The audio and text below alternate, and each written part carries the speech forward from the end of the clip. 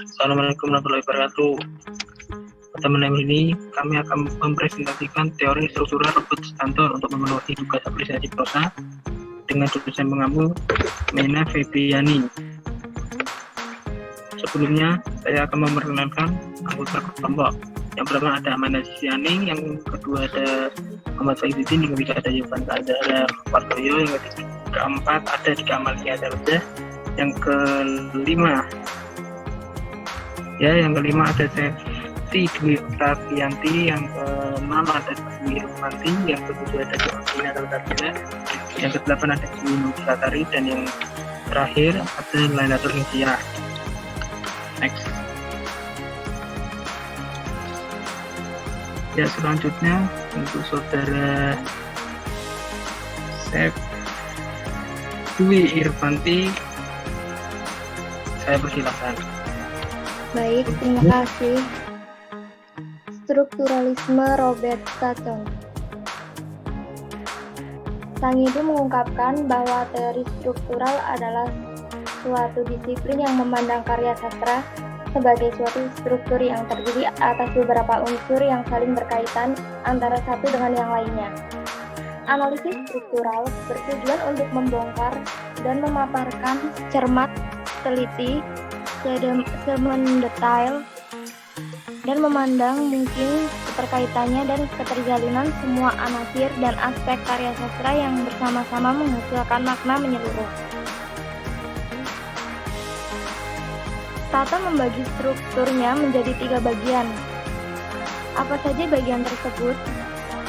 Berikut adalah penjelasannya. Yang pertama, ada fakta dan cerita. Karakter, alur, dan latar merupakan fakta-fakta dalam cerita. Elemen ini berfungsi sebagai catatan kejadian imajinatif dari sebuah cerita. Jika dirangkum menjadi satu, semua elemen ini dinamakan struktur faktual dan tindakan faktual cerita. Struktur faktual bukanlah hal terpisah dari sebuah cerita. Struktur faktual merupakan salah satu aspek cerita. Struktur faktual adalah cerita yang disorot dari suatu sudut pandang. Bagiannya yang pertama adalah alur. Secara umum, alur merupakan rangkaian peristiwa-peristiwa dalam sebuah cerita. Istilah alur biasanya terbatas pada peristiwa-peristiwa yang berhubungan secara kausal saja. Peristiwa kausal merupakan peristiwa yang menyebabkan atau menjadi dampak dari berbagai peristiwa lain, dan tidak dapat diabaikan karena akan berpengaruh pada keseluruhan karya. Peristiwa kausal tidak terbatas pada hal-hal yang fisik saja, seperti ujaran atau tindakan, tetapi juga mencakup perubahan sikap karakter, kilasan-kilasan pandangannya, keputusan-keputusannya, dan segala yang menjadi variabel pengubah dalam dirinya. Alur merupakan tulang punggung dalam cerita. Sebuah cerita tidak akan pernah seutuhnya dimengerti tanpa adanya pemahaman terhadap peristiwa-peristiwa yang mempertautkan alur, hubungan kausalitas, dan keberpengaruhannya. Sama halnya dengan elemen-elemen lain, alur memiliki hukum-hukum tersendiri. Alur hendaknya memiliki bagian awal, tengah, dan akhir yang nyata, meyakinkan, dan logis, dapat menciptakan bermacam kejutan, dan memunculkan sekaligus mengakhiri ketegangan-ketegangan. Menurut Sutton, 2 elemen dasar yang membangun alur adalah konflik dan klimaks. Konflik ini utama selalu bersifat fundamental, membenturkan sifat-sifat dan kekuatan tertentu. Konflik semacam inilah yang menjadi inti struktur dalam cerita. Pusat yang pada gilirannya akan tumbuh bergelombang seiring dengan alur yang terus-menerus mengalir. Sedangkan klimaks adalah saat ketika konflik terasa sangat intens sehingga ending tidak dapat dihindari lagi. Klimaks merupakan titik yang mempertemukan kekuatan-kekuatan konflik dan menentukan bagaimana oposisi tertentu dapat terselesaikan. Terima kasih. Saya kembalikan lagi ke moderator. Terima kasih kepada Saudara Dwi Irfanti. Selanjutnya kepada Saudara Yovanka Azhara, saya persilahkan. Baik, terima kasih. Karakter. Tokoh atau biasa disebut karakter biasanya dipakai dalam dua konteks. Konteks pertama, karakter merujuk pada individu-individu yang muncul dalam cerita.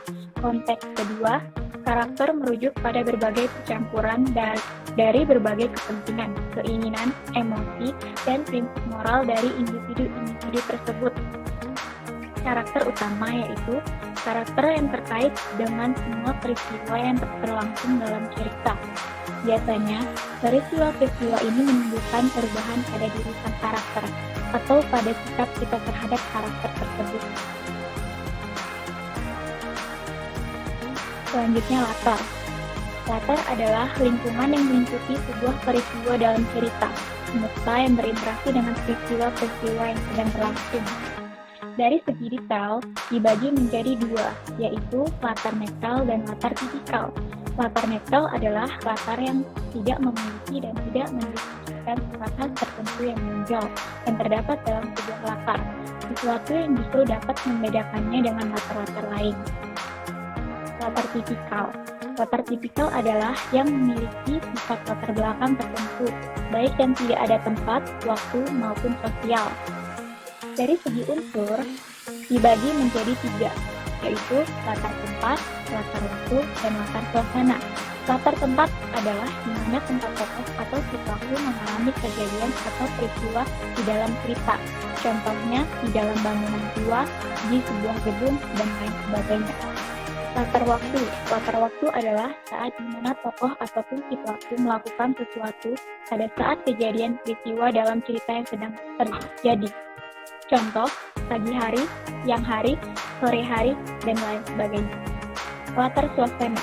Latar suasana adalah situasi apa saja yang terjadi ketika saat si tokoh atau si pelaku melakukan sesuatu.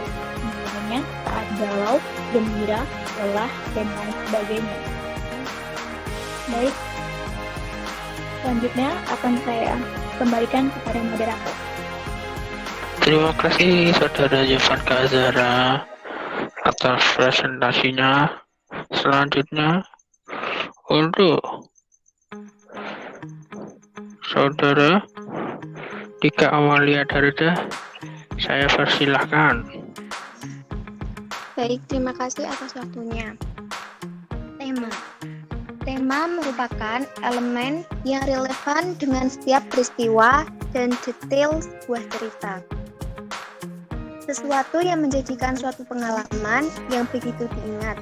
Sama seperti makna pengalaman manusia, tema menyorot dan mengacu pada aspek-aspek kehidupan, sehingga nantinya akan ada nilai-nilai tertentu yang melingkupi cerita dan tema yang membuat cerita lebih terfokus, menyatu, mengerucut, dan tergambar.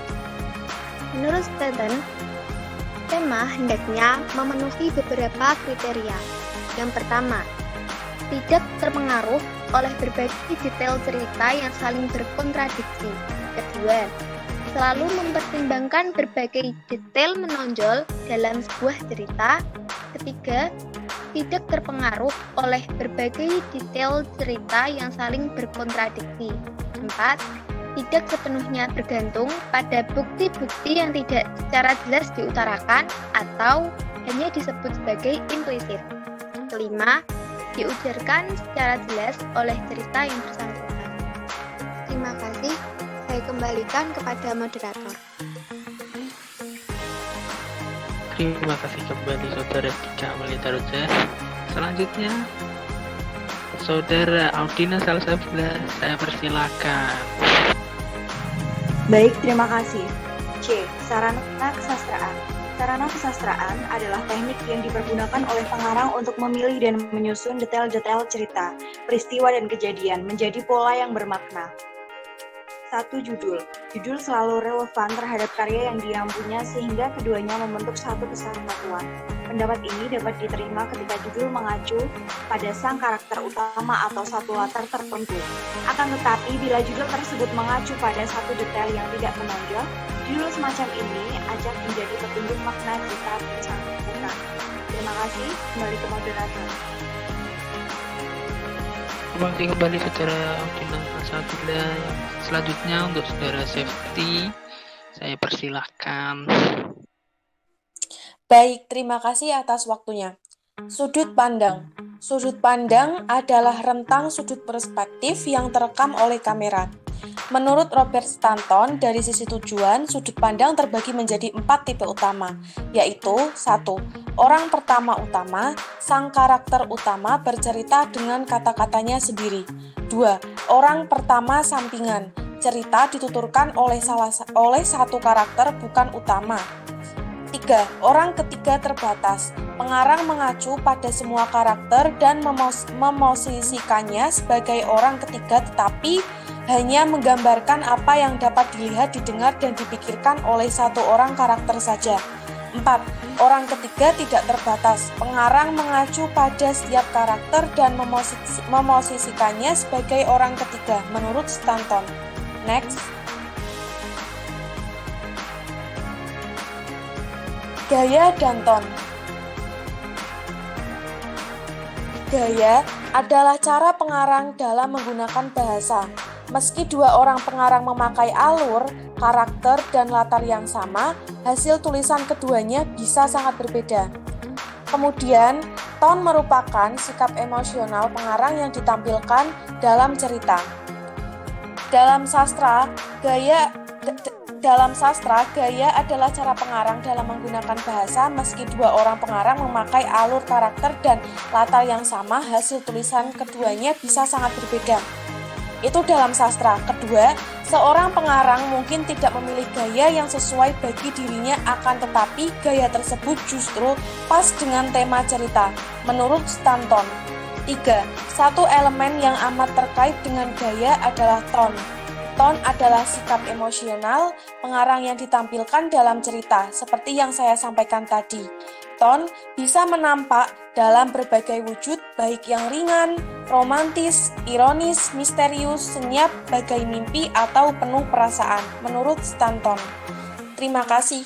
Selanjutnya, saya serahkan kepada moderator kembali. Terima kasih saudara Safety. Selanjutnya untuk saudara Dwi Lufikasari, saya persilahkan. Simbolisme. Salah satu cara untuk menampilkan gagasan dan emosi agar tampak nyata adalah melalui simbol. Simbol berwujud detail-detail konkret dan faktual yang memiliki kemampuan untuk memunculkan gagasan dan emosi dalam pikiran pembaca. Menurut Robert Stanton, simbolisme dapat memunculkan 3 efek yang masing-masing pada bagaimana simbol. Yang pertama, sebuah simbol yang muncul pada satu kejadian penting dalam cerita menunjukkan makna peristiwa tersebut. Satu simbol yang ditampilkan berulang-ulang mengingatkan kita akan beberapa elemen konstan dalam semesta cerita. Sebuah simbol yang muncul pada konteks yang berbeda-beda akan membantu kita menemukan tema.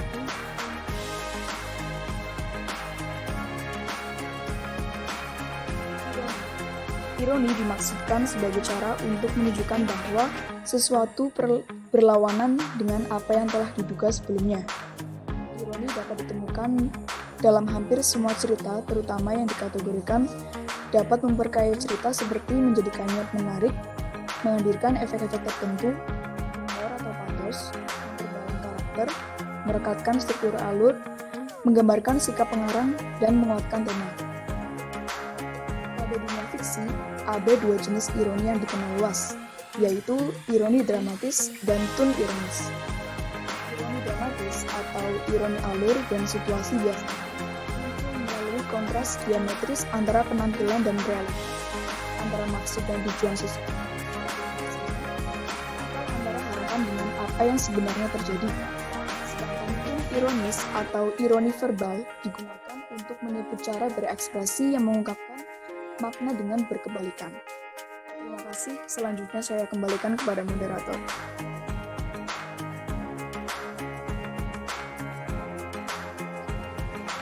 Baik, terima kasih Saudara Vika. Selanjutnya untuk Saudara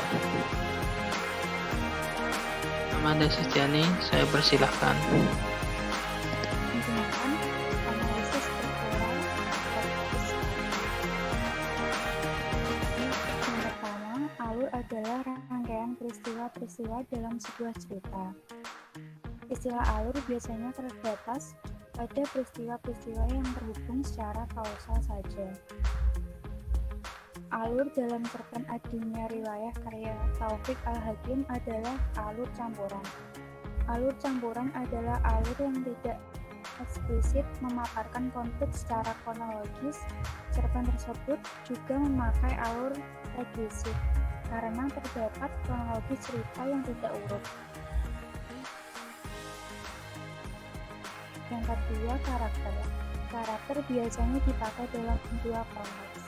Konteks pertama, karakter merujuk pada individu-individu yang muncul dalam cerita.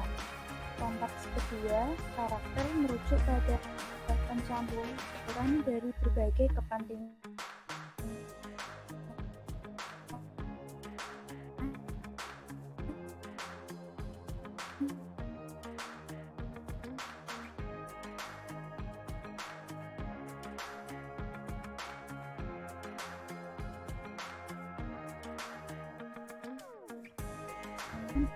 Emosi dan prinsip karakter tidak mudah menyerah.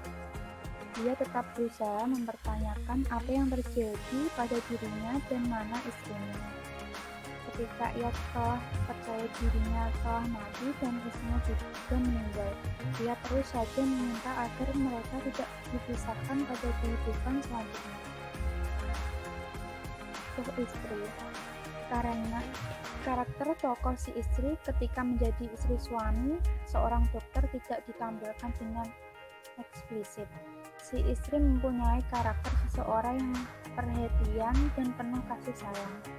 Hal tersebut dapat kita lihat bagaimana si istri memperlakukan suami ketika ia mendapat isyarat akan terjadinya buruk pada suaminya. Malaikat atau almanak. Malaikat digambarkan oleh Taufik Al-Hakim sebagai tokoh yang sangat bijaksana. Dia sangat tegas dan mempunyai prinsip akan tetapi tidak semena-mena terhadap para roh.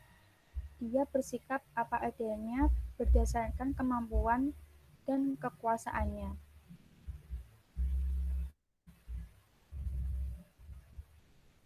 Selanjutnya, saya akan kembalikan ke moderator.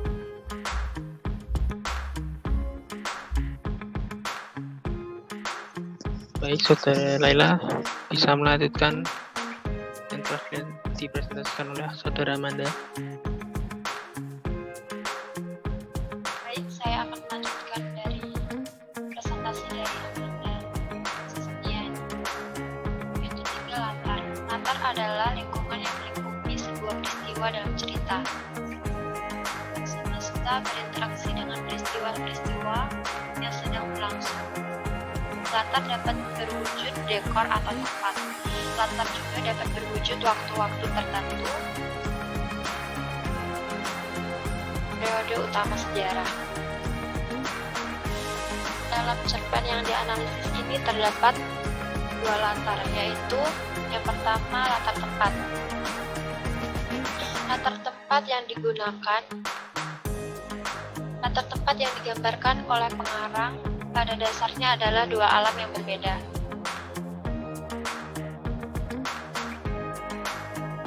Setelah kematiannya, alam gaib, alam setelah kematian, juga sebagai latar saat si ruh telah mati dan bertemu dengan malaikat. Yang kedua, latar waktu. Latar waktu pada cerpen ini cukuplah membingungkan. Hal itu karena pengarang mengangkat suatu fenomena yang kurang lazim. Pengarang mengandalkan unsur fantasi dan imajinasi dalam menciptakan cerpen ini. Akan tetapi dapat kita tangkap bahwa latar waktu yang didapatkan oleh pengarang adalah waktu setelah kematian. Saat si Ruh telah mengalami kematian dan kemudian dia dihidupkan kembali sebagai manusia normal pada umumnya. Tema merupakan aspek cerita yang sejajar dengan makna dalam pengalaman manusia, sesuatu yang menjadikan suatu pengalaman begitu diingat. Tema membuat cerita yang lebih fokus, menyatu, mengerucut, dan berdampak. Tujuan awal dan akhir cerita akan menjadi pas, sesuai, dan memasukkan berkat keberadaan tema. Tema merupakan elemen yang relevan bagi setiap peristiwa dan detail sebuah cerita. C. Sarana-sarana sastra. Sarana-sarana sastra dapat diartikan sebagai metode pengarang memilih dan menyusun detail cerita agar tercapai pola-pola yang adanya pembaca melalui kacamata pengarang. Memahami apa maksud fakta-fakta tersebut sebagai pengalaman. Judul dianggap relevan dengan karyanya apabila membentuk. Ini judul yang digunakan oleh Taufik Al-Hakim adalah Al-Dunya Riwayah. Dunia, politik, dan cinta kasih menghiasi perjalanan tokoh si Ruh dalam ceritanya. Yang kedua, sudut pandang. Sudut pandang adalah teknik dan strategi seseorang pengarang dalam menjabarkan idenya. Pengarang terhadap semua peristiwa dan tokoh. Pengarang juga memakai sudut pandang diaan jika didasarkan pada keikutsertaan pengarang dalam rangkaian cerita. Yang ketiga, gaya dan tone. Gaya Taufik Al-Hakim dalam cerpen ini diawali dengan gaya bahasa kiasan yang berfantasi dan mengandalkan pola berpikir imajinatif. Gaya bahasa yang digunakan pengarang memaksa pembaca untuk mengimajinasikan sesuatu yang berbeda yang berada di batas normal manusia. Tone adalah sikap emosional pengarang yang ditampilkan dalam cerita. Tone bisa menampak dalam berbagai macam, baik secara ringan, romantis, ironis, misterius, senyap, bagai mimpi, atau penuh perasaan. Yang keempat, ironi. Dalam dunia fiksi, ada dua jenis ironi, yaitu ironi dramatis dan tone ironis. Ironi dramatis atau ironi alur dan situasi biasanya muncul melalui kontras diametris antara penampilan dan realitas, antara maksud dan tujuan seseorang karakter dengan hasilnya, atau antara harapan dengan apa yang sebenarnya terjadi.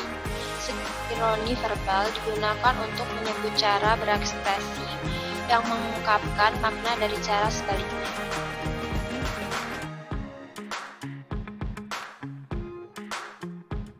Di sini saya akan menyimpulkan semua materi yang telah kami presentasikan. Dalam kesimpulan ini dapat diambil bahwa dalam teori struktural yang digunakan untuk menganalisis adalah teori struktural Robert Stanton. Robert Stanton membagi struktural karya sastra menjadi 3 bagian, yaitu fakta cerita, sarana kesastraan, dan tema.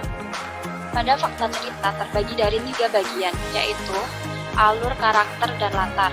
Sedangkan sarana cerita terbagi dari 5 bagian, diantaranya judul, sudut pandang, gaya, dan tone, simbolisme, dan ironi. Terima kasih dari saya kembalikan lagi kepada moderator. Presentasi dari kami tentang teori struktural Robert Stanton. Bila mana ada salah kata, mohon dimaafkan. Sekian dari kelompok 5. Wassalamualaikum warahmatullahi wabarakatuh.